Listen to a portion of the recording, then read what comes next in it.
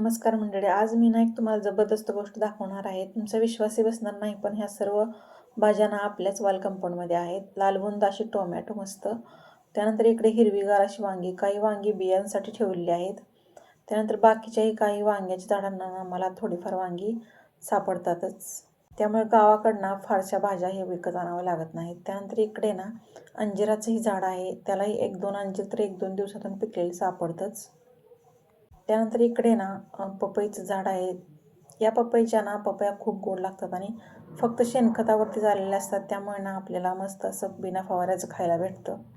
त्यानंतर इकडे ना ताजी अशी लसणाची पात ही आपल्याला वाटण बनवण्यासाठी लावलेली आहे. त्यानंतर इकडे हिरव्या मिरचीची झाडे आहेत. त्याच्या काही मिरच्या लालही झालेल्या आहेत. आपण एखादी गोष्ट स्वतः लावलेली असते आणि ती खूप छान आली ना, तो आनंद काही वेगळाच असतो, बरोबर ना? तुम्हाला जर हा व्हिडिओ आवडला ना, तर आपल्या चॅनलला सबस्क्राईब नक्की करा.